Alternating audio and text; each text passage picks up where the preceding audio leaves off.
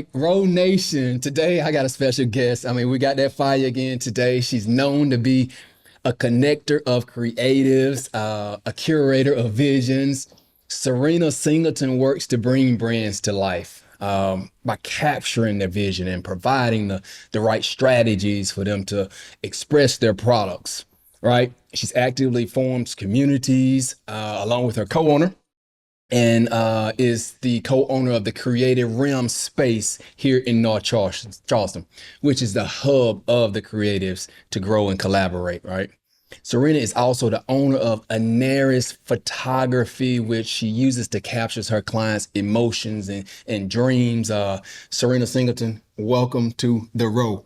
Thank you. It's a pleasure. It's an honor first. So thank you. Man, I appreciate it. I know we connected a lot as far as on social media, back and forth a little bit. I've been following you for a little while and I've admired your page. Thank you. Thank you so much. Very capturing. So you definitely take what you do serious and from a professional standpoint, definitely. And we're going to talk more about that. Yeah. What did you do before? Let's just kind of start there. Okay. Well, I hadn't fully announced it on social media land, okay. but I the first feedback. I know y'all are getting the first deals besides like people in my stories. I left my full-time job in April. So I left my job about 2 months, a little over 2 months ago. Yes. April, like it was the 16th or the 15th, somewhere in there where I left. I worked at an environmental lab for the past 16 years. So right out of college, got a job, worked my way up, was able to experience, and thank goodness, a lot of people look at it as a bad thing, but when the recession happened in 2008, like just starting a job and seeing everyone that got laid off. And then again in 2013, and so just seeing that, and being able to survive there for 16 years. So I have a biology and a psych degree from Charleston Southern University. There you so go. That's my alma mater. Well, we got another thing in common. There you go. So I graduated. They took all my money. Yeah. Oh. Yeah.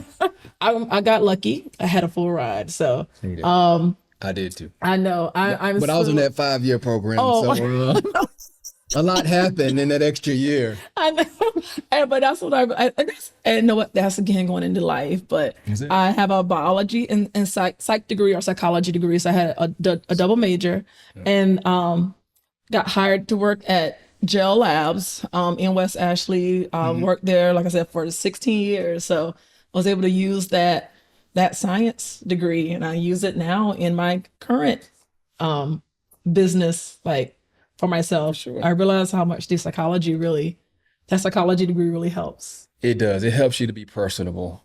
It does. It helps you to operate in different spaces for sure. And to look at things not just from your perspective, I feel. Always being aware of there's always a reason behind why something is done or why someone has this done. But we always get the criticism though, because having that background, I always say, why are you trying to look at it like that? You think you know everything. You're analyzing me and so forth. And it's just, I don't know, it's just it's different, man. It is different. I love to ask why. And I'm a true believer in what you're instilled with. It's a reason behind. So my mom said, they used to call me why, because I'll be that 2-year-old. Why? But why?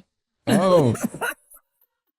and now it all comes full circle, because my whys just helped me to be a better business, not just photographer, but just business owner. That's it. Now, are you scared? It's been 2 months and you're coming at a perfect time as far as on the road. And the reason why is because, our listeners, our target audience is, the struggling entrepreneurs that are wanting to be successful entrepreneurs that take that transition out. And, you at a particular place to where, hey, I just did it, What are some of the things that went through your head, even now, 2 months later, what you're thinking about? It's still doubt. You always have to tell that doubt. Okay, no, because doubt will tell you every wrong thing, every failure, everything that could happen.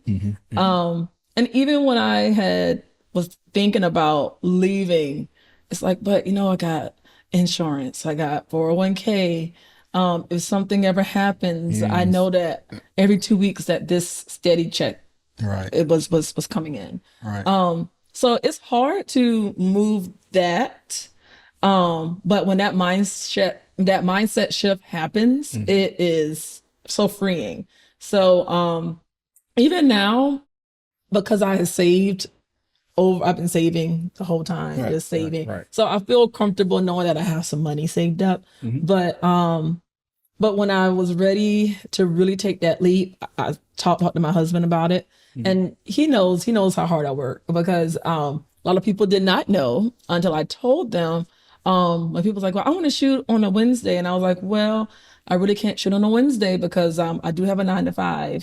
So most of my shoots are on the weekend, or if it was something that I could equate taking some PTO and getting off, then I would make it work in the week." But people were constantly, "I didn't know you had a full-time job. Your social media didn't show that." Wow. Which I'm a true advocate. Again, Yeah. we were talking a little while ago about being very introverted and more like, and more like that introverted side of me likes my privacy, so I don't have to share it all. But That's it.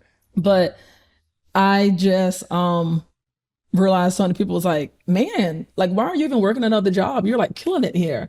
And yeah, I was killing it, but also working myself to death. And that was that That's it. that pivot point for me. But after talking to my husband, and he said, after 2020, really, believe it or not, in the middle of a pandemic, I made more in my side hustle, which I hate to call it a side hustle because It goes through different names. So Yes. That was when I had made more doing that than at my full-time job.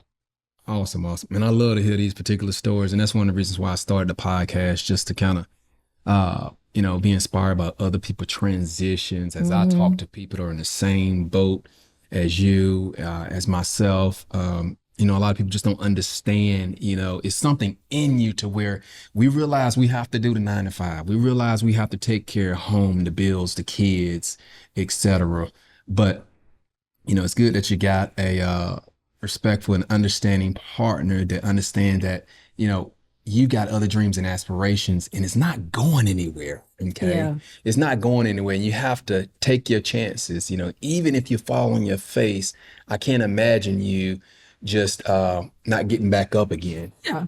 It's in you and it doesn't go anywhere. So Being respect. resilient. Being resilient for sure. You're a big community person, man. I mean, Yes. you're big on community. You provide a safe space right here in the realm. I like how you said that. That's it, man. Hey, right here in the realm. Just this creative community that you fostered. Tell me a little bit about the particulars of the realm and working along with the co-owner as well. Well, look, Keisha's Coleman Smalls is There you my go. friend, co-owner. We shoot together, so that's actually initially how we met. So Shout out to Keish. yes, Keisha, I'm shouting you out. We connected in it was a low country female photographer group. So back when Facebook was about that connecting, because to me, I think Facebook is more about, now it's good for connecting, but getting your opinion across. I think a lot of people use it for that. It's but very opinionated for sure. for me, with social media is about being social. So not to say, "Oh, I hate social." No, it's how you're going to utilize it, or how you are currently utilizing it. So we met in a female photographers group. I needed a second shooter for a wedding. And so we connected over that. And then I also, back then, that was 2015. It wasn't where I am now, but I still like helping other business owners kind of get a little bit of clarity or getting things organized. So, and then I'll talk about that later, but following that gut or something that you're really good at, and you're thinking, "Oh, I just like helping people get their ish together." But we really just connected on that and became really good friends. Awesome. And from there, we've been shooting together, second shooting weddings. So I used to mostly do weddings. Again, a It pivot. seems the came way it with that. starts. Yes, you get into weddings because it's Yeah. good money. You think it's a lot of money until you really put in the work. The work, the effort behind it. And you deal with people that think, $3,000 is a lot when you have to pay a second shooter, when I am with you for 8 hours on a wedding day. But also we did an engagement session prior, plus we've been emailing back and forth. And then after the wedding, I got 2,000 something images that I have to cull and edit and put in your gallery and answer all your questions. And that's when you quickly realize this $3,000 wasn't quick and easy. That's it. I Y'all put in give a these lot of photographers a work. break. Yes. There's a lot of work behind the scenes that y'all just don't understand. Yes. And so the only people that's getting discounts is just me. So Because it's something that we love doing. So from there, we really connected. And I also teach photography classes. oh, do you? Yeah, so I teach like beginning photography. So it's called getting out of the green. So I'll be making an announcement because I've gotten requests to bring that back. So if you have a big fancy snap. camera and want to learn how to get it out of auto, I'll be having those classes again. But I teach classes. Keisha also has two other businesses. So she teaches like Photoshop classes and different things like that. And so we were always trying to find locations and spots that were still where we could make like get in a budget where we don't have to charge someone else arm and a leg to come to the class. Right. So I would say January 2021, I captured the Daddy's Girls Bakery. And so they had their space. This space was actually going to be under contract for someone else, but it fell through. So they reached out and said, "Hey, this space is, open." And so anytime like buying a house, I don't know about that. I don't know if I want to take that leap. So Low Country Local Furs at the time owned these spaces. And they was like, if you come and take our, they have a business academy, we can offer a special rate. So they showed us the rate or what it would be without it. And we was like, do you want to lead? And she was like, let's lead. And so we talked, we said what we wanted this space to be, a safe space for creatives, co-working.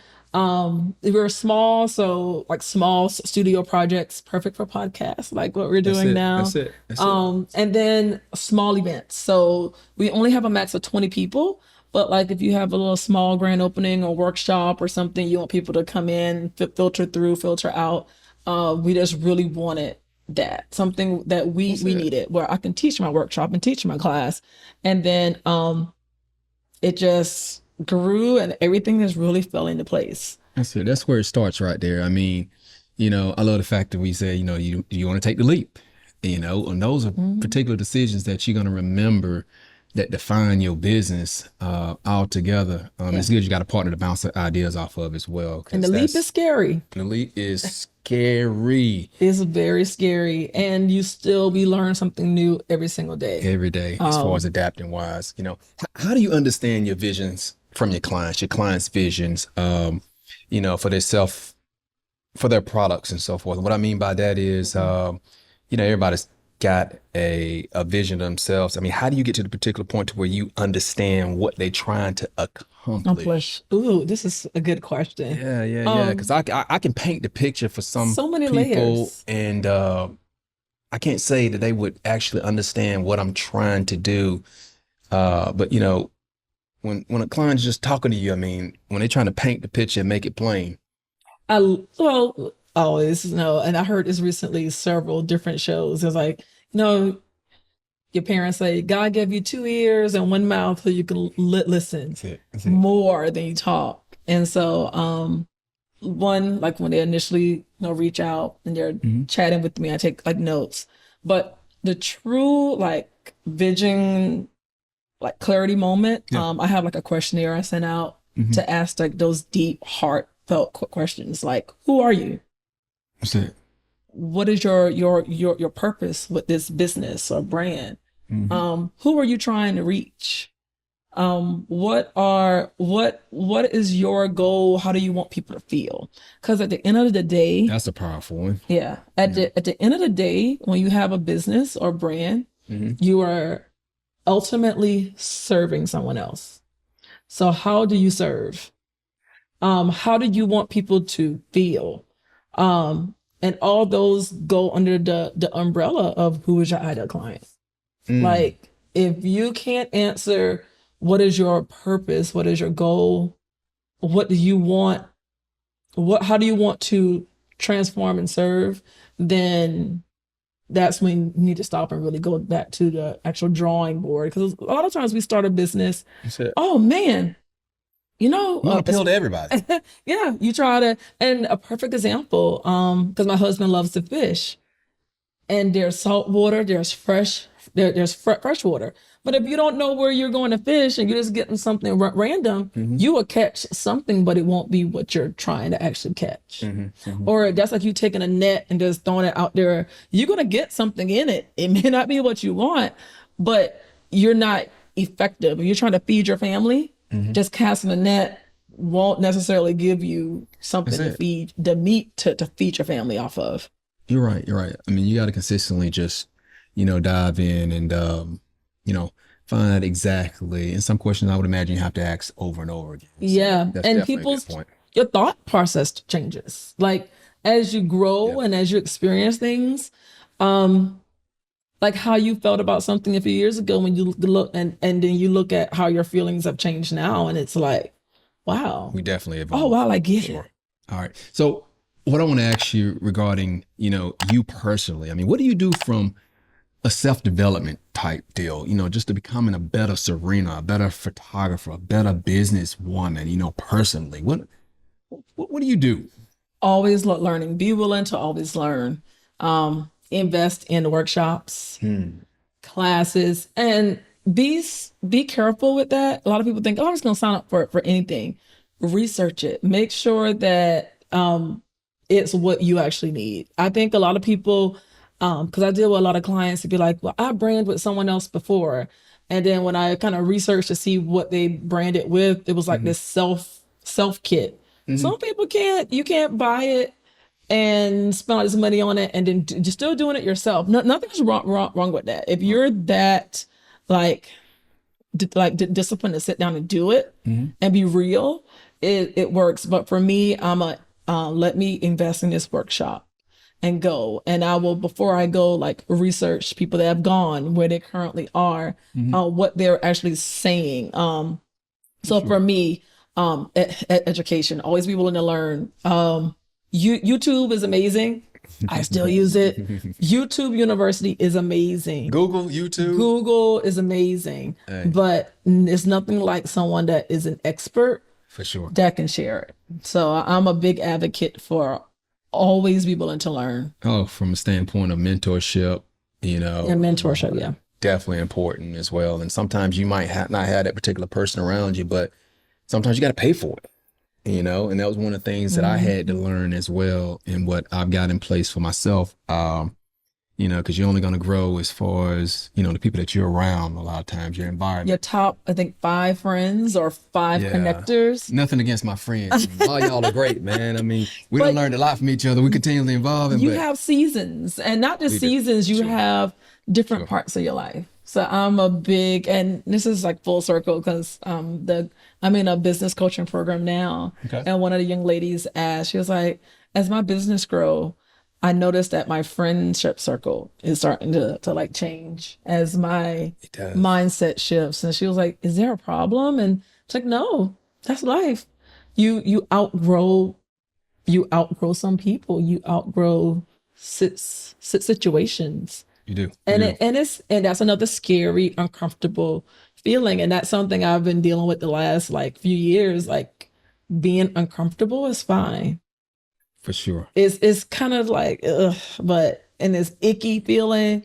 But once you see results, it's like, oh wow. That's it. A couple of my past podcast guests have talked about that, just normalizing discomfort altogether is very, very important. Yeah. From a standpoint, creating your visions, you do some other things as well. I think write blogs or something like that. I saw you. I mean, you're a storyteller. Yeah, I do. I love to I tell people to invest in education. So I like to blog, especially on my main niche now is business and branding clients. I still capture my love stories at weddings and my families, because to me that will break up the monotony of always being in business my mindset. But I love to educate, and I tell people, just because you don't have the finances, there's free resources. So that's what my blogs are for. Take advantage of what you can. Yeah, go and read, go and like educate. So that's what the blogs are for. Especially my blogs are mostly geared towards business branding, especially personal branding. And it's always something that gives you some homework. So I really love that self check. That's something I don't think we do enough of. Like really sitting down, like, why am I really doing this? For sure. And a lot of times it's just because that person did it, kind of following their lead. How do you, and I think I know, but, to kind of go into it a little bit, as far as from a marketing standpoint, from a branding standpoint, what do you focus on to, keep Sirena relevant in marketing and branding? I mean, how do you brand yourself? Being authentic and real. So That's number one. who you see online is who you meet in person. A lot of people always, like, after a shoot, it was like, man, even though we don't see your face enough, and I'm working on it. It's so hard. And I struggle with that. Like most of my reels, if you do see me, it's like a behind the scene capture someone has gotten. But be who you are online, that who you actually are. Use the same words. If like I said, well, I'm not an eloquent speaker. Well, you use your slang, because when you one of my other good friends, I have to shout out Samaya. Her name is Maya the Maker on Instagram. But when you read her stuff, you would think this country girl from an area, Russellville, Georgia, near Savannah. When I read her content, she spells and type like she talks, and it's like her. Then when she jumps on lives, and I really connect with authentic pet people. Right. Like a pet peeve is when you show me one thing online, then when I meet you, it's like, and it's kind of like that womp womp, like, oh man, like I really like them, but I like them on social. But in person, my feelings was hurt because that wasn't who it is. So for me, the number one marketing, and that's what the people don't realize. People don't really, they're buying a product, but they're buying from another person. They're buying emotion. That's it. And, yeah, I love it. They are buying you. People want to like you. They want to support you for sure. I've been in sales all my life, sales and finance. And, I went through different phases trying to be like somebody else as well, especially with the podcast. I admit, when the first month, I'm thinking like, I'm saying I got to be a certain way, I'm just putting myself up there with, Trevor, on TV, from Oprah to, I'm like, what? I'm not them. I'm a country boy from Greenville, and, I just got a story to tell, and I love just being my particular self. But we all can kind of have those particular moments to where we measure up to somebody and just like, dog, that's what they want. But actually they want you. They want you for sure. We talked about personal brand and all that. What's some of the main ingredients to making your pictures fire? And I think I read something regarding you use Airbnb. Yeah, so for my branding shoots, Okay. like I did brand minis last Wednesday and Thursday. I research a nice, I like to look for contemporary modern. There's something clean that no matter so basically with brand minis, I book 1 hour slots. So it's like back to back to back to back. And I send out in my newsletter like how the Airbnb is gonna look, this is the cost, or how the shooting location is what I call it. I love that. Yeah. And so you come in and you can make it. And what I love is that you make it your own by your props, but it's already, like, most people work from home or you're creating in your home. So I like cutting out, because if you were to schedule a branding shoot with me and your home isn't the ideal place, so you had to go rent the Airbnb yourself, that'll probably be a little bit out of your budget. Mhm. And that's something that a lot of people were like, well, man, I looked at that Airbnb and it was a lot. Or I don't have a friend that has a house that I really like. So, So you rent this, fire mhm, Airbnb with the space that's great for pictures. And then, you mhm. book clients on the hour that they all can kind of share as far as in the cost wise, obviously for your services Yeah. as well. Man, that's a great idea, Yeah. man. And it's, because, and not saying I am the most expensive, but I'm definitely not not the cheapest. Mhm. But it's a good way if you've never done a branding shoot or branding set session, you can get in at a lower rate, Right. get the content that you need. Because even from my minis, people have content that will last them a year or two. That's it. Um, That's it. I'm a big advocate. Start small, start where you Mhm. are. Mhm. And then once that content is making that return on investment, now you can say, okay, Serena, I'm ready for a regular shoot. I want you for like my lowest option is shooting with me for 2.5 hours. There's Mhm. another option we shoot for 4 hours or like half a day, but that's more Jesus. so. I'm ready to go home, man. But you may think 4 hours is a lot, which it is. But if you have a team, or if you have Change of change of outfits. outfits, or there's different scenes that Different. you want to, actually that 4 hours goes by really fast, super fast. So depending on your business model and your business needs, there are different options. I even have a membership where you can shoot with me 2 times a year, Mhm. quarterly. I have a monthly. I'm currently only have that one client in that monthly because now, like I said, I recently left my job, so I'm still working on the flow, and that's something that. And when you leave your job, That's it. you're not working for someone else anymore. Mhm. So for me, having that retainer option is a lifesaver because now these clients are breaking down and whatever collection they pick, and they break their payment down and they pay every month. That's it. That's it. So that's retainer option Make it has affordable for some clients. affordable, Yeah, for sure. and then still for me, income is still coming in every month, Mhm. and I know, hey, this person is my VIP client, so I'm going to save a certain amount of days.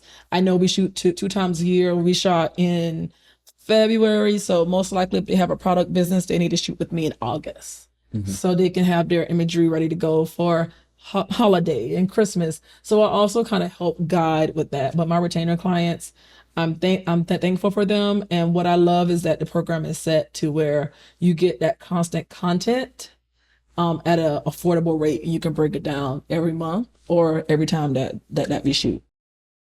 That's awesome. That's awesome. So, last question: where are we going in the next, 2 to 3, 4, 5 years as far as with the nearest photography and creative realms and so forth? I mean, do we have some little Serenas coming around with the pictures, taking them on your behalf through your training? Well, more workshops and classes for sure. So my getting out of the green class is coming Education. back probably in January, not January, July. I know I have January in my head, but July. Also I have a product styling class where I teach you how to shoot your own content, Okay. cell phone or with your camera. Also, I'm going through a name change. Oh, oh, I'll kind of oh. share. Man, I done gave you the I'll realm actually. and you gonna change I it up on me know. like that? Well, the creative realm is the same, but a Naris photography name Okay. is going to be adjusting a little bit, evolving. So I'll share that. So I do more than photography now. So I think that needs to be reflected in Yeah. the name because people are going to be like, oh, you offer brand strategy, and it's like, yeah. So, and I also collaborate with I don't know if you know Trinice with Your World on Film. Hmm. She's my videographer, so Yep. I have a collection that includes photo and video. So she is my resident videographer. We freelance together, and then I have a graphic designer where, because typically once you get that clarity, you realize the visuals you currently have may not be the good fit. So now I have Ashley, who is a graphic designer who can help you get a new brand identity suite, so logo, color palette, Hmm. so on and so forth. And then there's an amazing stylist, Andrea Serrano. Some of Oh, my so you know them all. clients, yeah, I have a wardrobe stylist that I Okay. connect with if that's something that you want, and I have a collection that includes it all, so that you come to me and you leave transformed and you'll have a magical brand. And so the new name that will be moving into, I'll share. So it's another exclusive. That's it. Instead of Anaris Right on the road. Photography, it'll be the Anaris Collective. So The I just Anaris feel Collective. that that's a better name. It's about a group. I didn't want anything ultra corporate-y. I don't think I'm professional, which I believe all businesses should be professional, but I definitely, like how he said, I love to connect people. That's at the heart and the core of what I am, what I am about, because entrepreneurship can be lonely. It can be scary. And a lot of people don't understand it. And so for me, having that community and people that understand and you can share is so important for me. That environment is vital, for sure. I got to get my team together, man. Right now, it's my camera phone and Sarah Richards. Oh, Sarah. And Sarah is amazing. Sarah, hey. Me and Sarah done been through some episodes, man. We done through what, 12, 13 now? Oh, wow. This is 14? Oh, we have Jesus. to talk about some branding where we can capture. I know that's right, man. We got to, man. I'm going to get you together. We're going to get you. I got to get myself together, man. I'm enjoying myself, but I want the whole package, obviously, take myself to the next level. And some things are coming into fruition for myself as well. I'm excited. I love cheering on my fellow creatives. Definitely a connection. Last question. Yes. And I know I said that was the last question, but we got a recurring question here on the roll. Just tell me about a time where it happened, business-wise or personal-wise, to where you had a valid excuse to give up, to stop. A valid excuse to give up, to stop, but you made a decision at that particular moment to proceed, and then it yielded you good results. I don't know. It could be a moment or two, it could be from personal, whatever it may be, but I'm not really going to do this no more. I'm going to do something else, or, this is preventing me, a personal experience. So people understand. I would say, because as a photographer, especially one with a full-time job, when you're work during the week, so on the weekends, you're always out. And when, especially your spouse starts, you're always working. Yeah. That's real stuff right there. Yeah. Or, especially when your spouse isn't entrepreneur mindset focus, real stuff. And you're trying to explain it, and you're trying to say, hey, once I get here, it can be hard. And also becoming a mom, like the next thing. when I was pregnant in 2018, 2018, and okay, so how is this child? And that's when I tried. I'm happy that my in-laws live here. So I'm from Colombia, so my family is an hour and a half away. But I was like, how am I going to maintain this? And I know my husband got stuff he wants to do on the weekends. I mostly shoot on the weekends. And then just the burnout from weddings. Those were times I was like, I'm just going to fade. Cause a lot of my circle have known me from my Zumba days when I taught Zumba. Okay. And then know me from, before aesthetics is so big now. People talking about facials. I was a girl in Elton Somerville that did facials. One of few Black women that was doing facials. Now everyone is so aware of it now, which I love. I was like, well, maybe photography is a phase and I'll find something that will work better. But I stuck with it. I just followed my gut, what I loved. Even from the core, when I was shooting weddings, I found that I still love shooting brands, and it made its way. When the pandemic hit, wedding stopped. It's a blessing. I did not have one wedding booked for that year. So I was nervous. And then the pandemic hit, and I really pushed my branding on social. And when things kind of opened back up in March, it skyrocketed. That pandemic was a blessing in disguise to a lot of people, though. Especially Black, and unfortunately, what happened with George Floyd, and then the awakening of supporting Black-owned businesses and brands and as Black people in general, it skyrocketed so many of my fellow Black-owned business owners, and it's made us aware to so many people that has seen us, but never paid us any attention. And so from there, I just like took scare. I did something scary in January of 2020. I signed up for like a coaching program, and that was when the light bulb went off. And when the pandemic hit and things stopped, it just gave me a time to just sit down and be still. And those foundations brought me to where I am now. And then in 2021, I took what 2020 bought. And in 2021, I just really sat down and took what I learned in like 2020 and had a set plan and changed my pricing, changed the value, and I hit that six-figure mark last year. So That's it, that was man. such a good These feeling. are the stories I love to hear and the reason why the podcast exists. Sirena Singleton on the road, giving us the info, the inside information.